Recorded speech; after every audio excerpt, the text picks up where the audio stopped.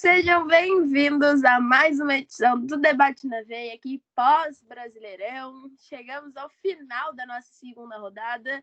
E aí, com 3 jogos que iremos comentar hoje, tivemos vitória do São Paulo, tivemos vitória do Vasco, tivemos vitória do Internacional.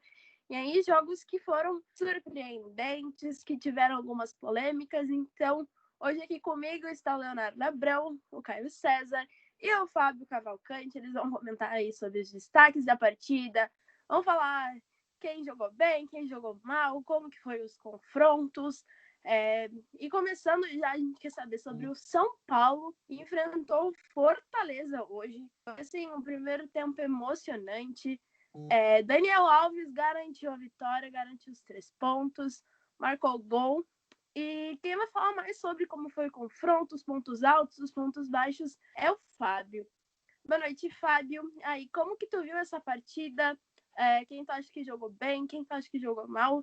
E eu queria que tu comentasse mais sobre o gol anulado e se o resultado realmente foi justo. Se era para ter ficado no 1-0, podia ter sido mais, podia o Fortaleza virar. Como que tu viu aí o placar?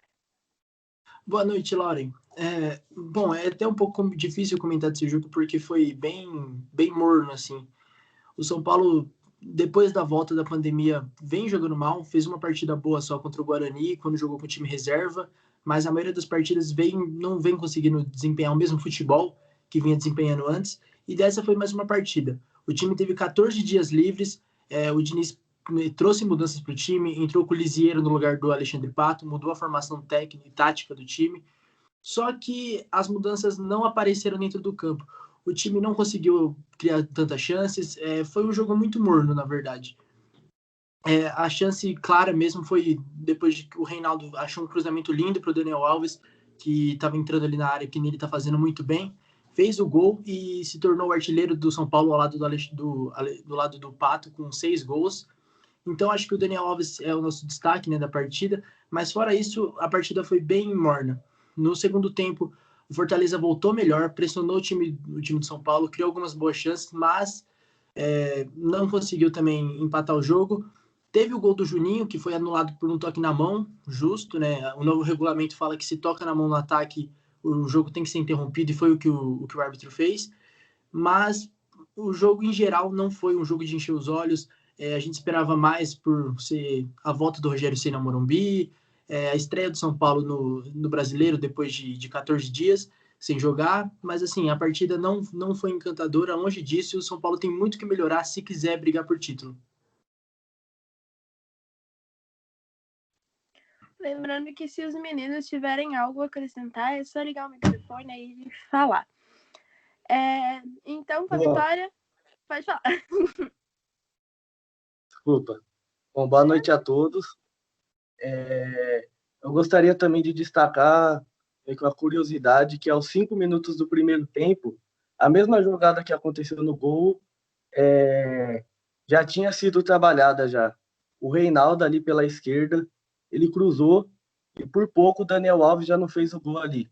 Depois essa jogada voltou a se repetir no finalzinho do primeiro tempo, e aí o Daniel Alves dessa vez conseguiu chegar com sucesso. Vale ressaltar que dos 6 gols que o Fábio disse, 3 gols foram com assistência do Reinaldo. Então essa dupla aí, apesar da distância no posicionamento, vem dando muito certo. O Pablo também, apesar de hoje não ter feito gol, ele vem assumindo aquela posição, não é à toa que o Pato foi para a reserva. Quem era para assumir o lugar dele hoje foi o Vitor Bueno, porém ele se contundiu no aquecimento, então quem entrou foi o Paulinho Boia. Também não teve muito sucesso e saiu no segundo tempo para o Gabriel Sara. O São Paulo, como já tinha dito o Fábio, realmente não apresentou uma boa partida.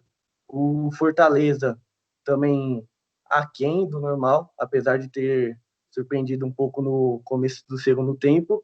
Eu acho que, além do jogador, o maior destaque é a gratidão da torcida do São Paulo, né? Que a Independente colocou bandeiras no estádio, apesar de não ter comparecido por causa da pandemia. Ela fez homenagem para o Rogério Ceni, demonstrando a gratidão a ele. E assim o São Paulo começa o Brasileiro com a vitória, né? Então, vale lembrar que o São Paulo volta ao campo no próximo domingo, às 4 horas da tarde, contra o Vasco, lá no São Januário, no Rio de Janeiro. Enquanto isso, no mesmo dia, às 19h30, o Fortaleza vai encarar o Botafogo, recebe ele no Castelão, lá na capital cearense. Então aí, o destaque da noite foi Internacional, que continua 100% no Brasileirão, faz uma campanha muito boa, que venceu o Santos, que tem decepcionado aí sua torcida, vive ser cercado de polêmicas. Então tivemos gol de Paulo Guerreiro e quase no final do jogo o Edenilson também mostra que está recuperando seu ritmo e marcou. Então foi um jogo complicado, mas a gente vai falar aí. Então, Léo, eu queria te perguntar, o que tu achou da partida? Foi justo o placar? O Internacional estava mais superior no jogo? Foi merecido esse 2-0? Poderia ter sido mais? E aí depois a gente fala sobre os jogadores que se destacaram na partida. Boa noite a todos. Foi justíssimo o resultado. O Santos entrou ali com 3 zagueiros no começo do jogo e o Inter já se mostrou efetivo contra essa formação. Teve 2 grandes chances de abrir o placar. Depois o Cuca ali teve que mexer no esquema, colocou um atacante no lugar de um dos zagueiros, mas o Inter continuou muito melhor no jogo. O Vladimir salvou ali o Santos em algumas bolas no primeiro tempo. O Galhardo perdeu um gol ali na pequena área. E na volta do intervalo, o Santos pareceu ali mostrar uma reação, mas no momento em que jogava melhor ali, o Inter acabou abrindo o placar, né, com um grande cruzamento do Saravia, um dos destaques aí do jogo e da temporada do Inter em geral. Colocou uma bela bola ali para o Guerreiro fazer o gol. E a partir dali, o Inter continuou pressionando para matar a partida. O Santos teve uma boa chance ali, inclusive conseguiu empatar com o Caio Jorge, né? Mas o árbitro acabou anulando, que bateu no braço. E aí o Inter foi coroado no finalzinho com um golaço ali do Edenilson, depois um belo passe de calcanhar do Guerreiro. Então um resultado super justo para o que o Inter produziu e para a deficiência do Santos, tanto em atacar como para defender, porque foi bem sufocado ali pelo Inter, então foi mais que justo o resultado. E aí, então, agora vamos partir para o destaque do confronto. Começando com o Fábio, ele marcou um gol, ele deu uma assistência de luxo, ele é um dos principais jogadores do Internacional. Paulo Guerreiro, como que tu vê essa partida dele, se o desempenho dele foi bom, e se ele poderia ter feito mais? Como que tu viu aí a atuação dele na partida de hoje? Bom, o Paulo Guerreiro que todos nós conhecemos, né? O jogador que define jogos, né? Ele não é aquele atacante que faz 3 gols no jogo, mas ele é aquele jogador que faz o gol do 1-0. E isso é o mais importante.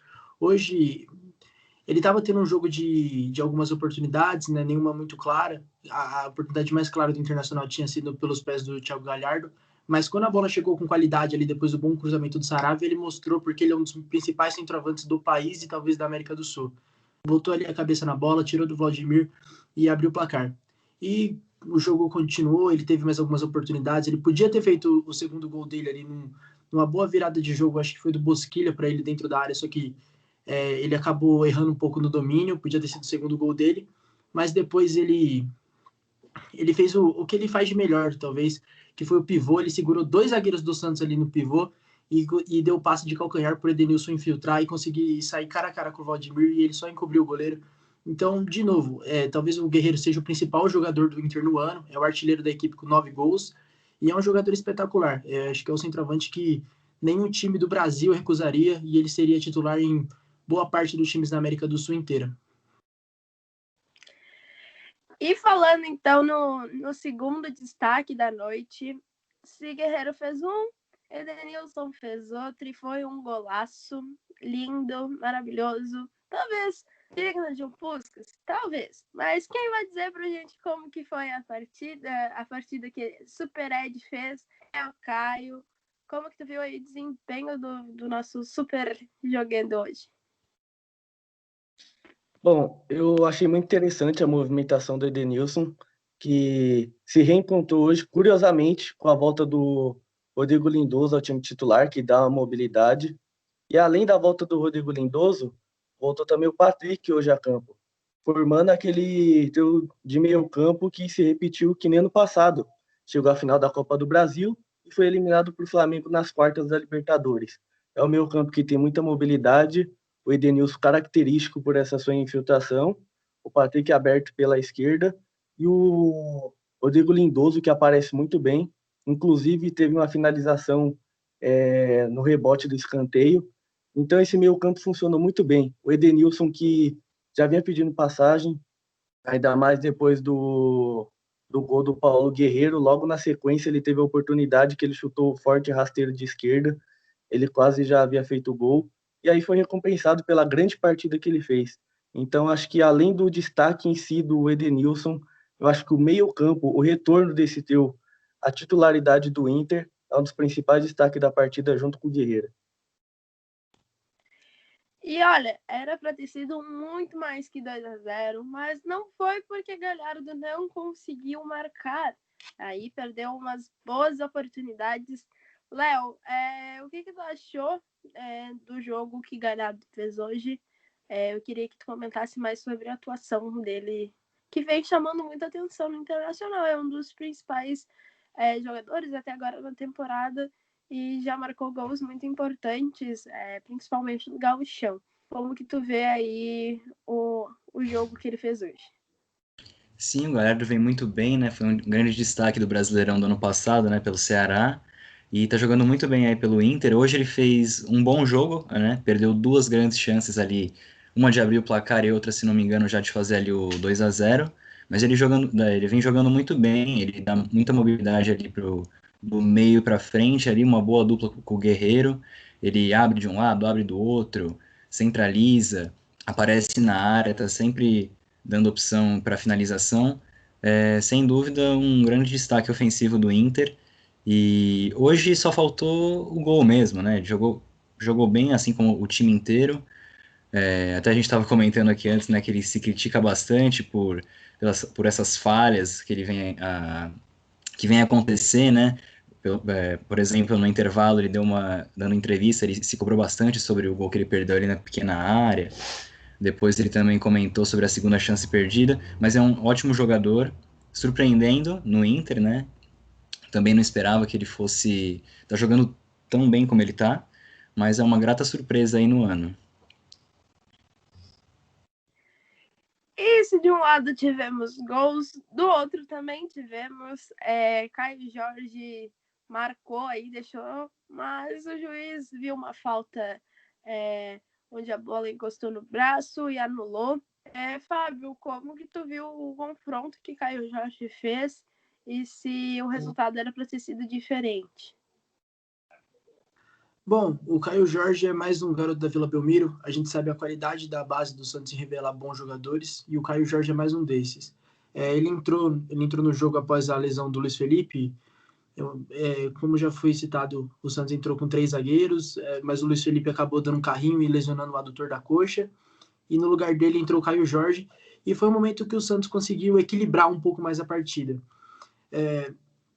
Ele teve uma boa oportunidade quando ele pegou ali nas costas da defesa do Inter, aparecendo ali, recebendo um bom passe, mas foi cortado na hora do chute pelo Cuesta, que fez um ótimo corte ali, um ótimo movimento. E no segundo tempo, quando o Santos estava jogando bem, ele conseguiu o gol de empate, porém o gol foi anulado porque ele tocou no braço. Mas mesmo assim, o Caio Jorge foi o jogador do Santos que se apresentou ali na área, que apareceu para finalizar jogadas, que deu opção.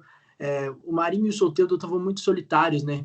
Ambos abertos ali pela ponta, não estavam conseguindo aparecer muito. E o Caio Jorge deu opção, apareceu para receber o passe, se movimentou e se mostrou uma boa opção pro Santos, né? O Santos perdeu o Eduardo Sacha por questões contratuais na justiça.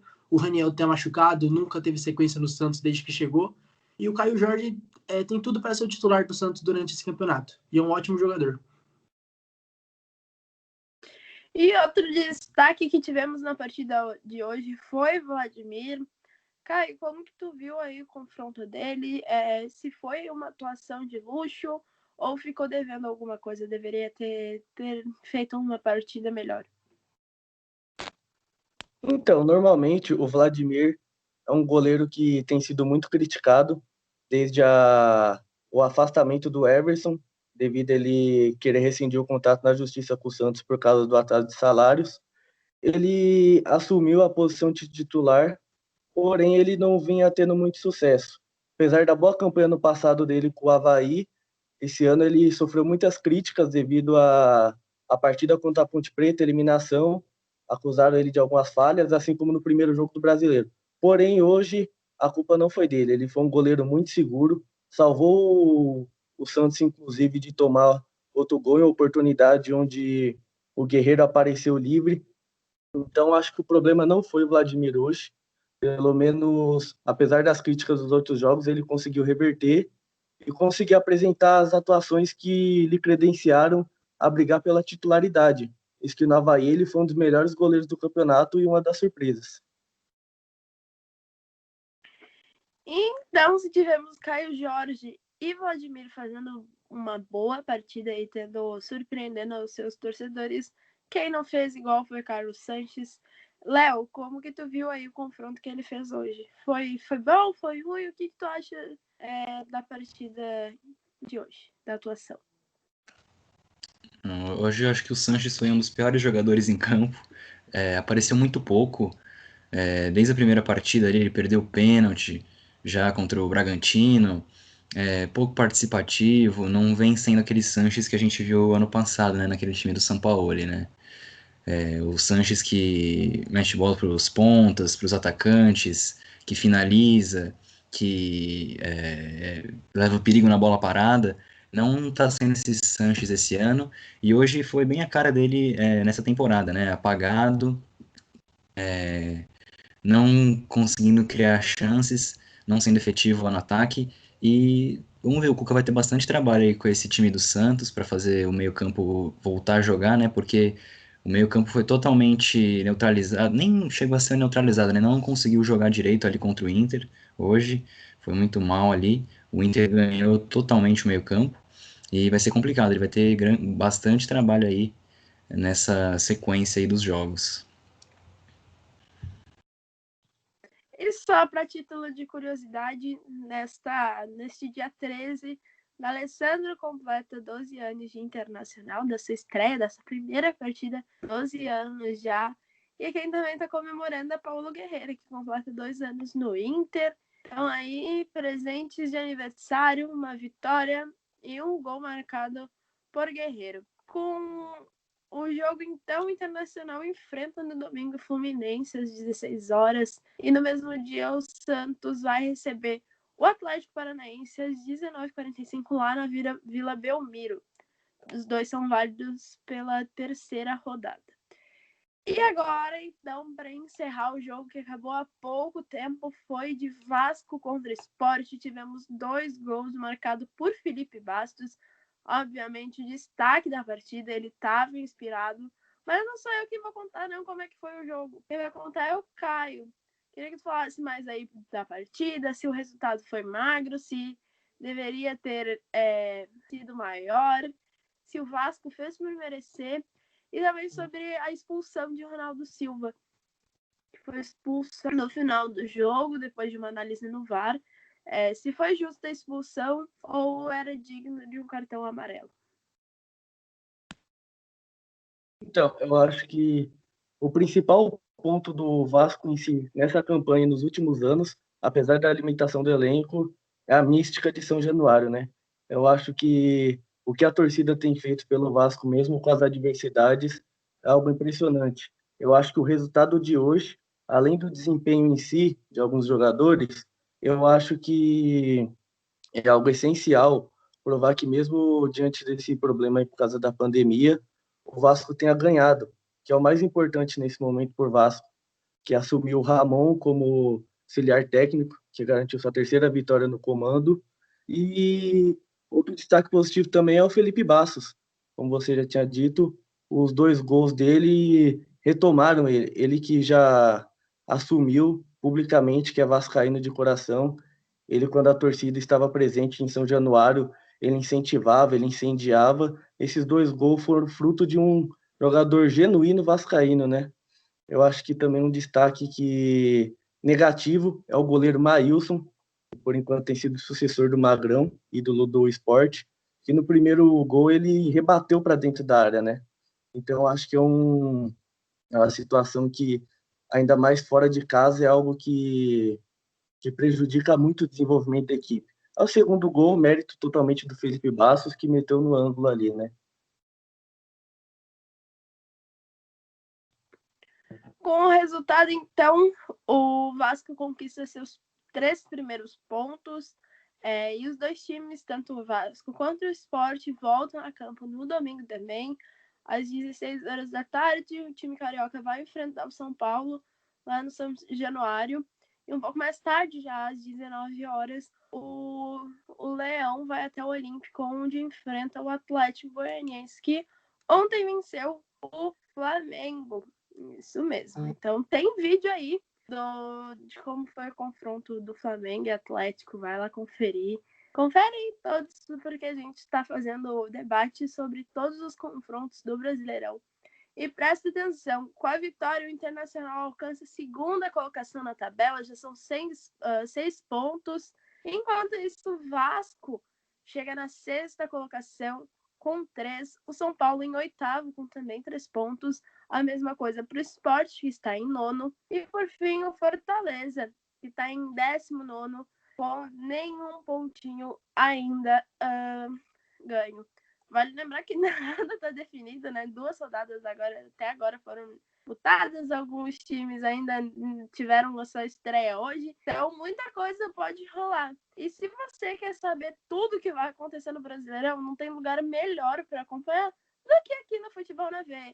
Então se inscreve aqui no nosso canal, já ativa o sininho, já dá o like nesse vídeo, já vai conferir sobre os outros jogos da segunda rodada. Temos aí debates e prometemos os debates já chegando aí no domingo sobre tudo que aconteceu na 3ª rodada. Então não perde tempo, se inscreve aqui no nosso canal e já comenta aqui embaixo se você acha que os resultados foram justos, qual time que você queria ver brilhando mais esta noite. Então comenta aí, já deixa nos comentários. Lembrando também que na internet estamos em www.futebolnave.com.br. Lá, além da cobertura completa com prognósticos e pós-jogos do Brasileirão, acompanhamos aí, cobrimos futebol europeu, tem também mexicano, sul-americano. Então, é completíssimo. Vai lá conferir, www.futebolnave.com.br. E aí também estamos nas redes sociais, no Instagram em @futebolnave.br e no Twitter em @fnvbr. Lá você confere as notícias sobre o mundo da bola inteiro, em tempo real. Então não perde tempo, vai lá seguir a gente. E é isso, a gente se encontra já na próxima semana. Já na próxima semana não, já no final de semana, com mais debate na veia sobre os resultados do Brasileirão aí. Quem que você acha que vai tomar 3 pontos? Será que a gente vai continuar com o Internacional com 100% de aproveitamento? Não sei.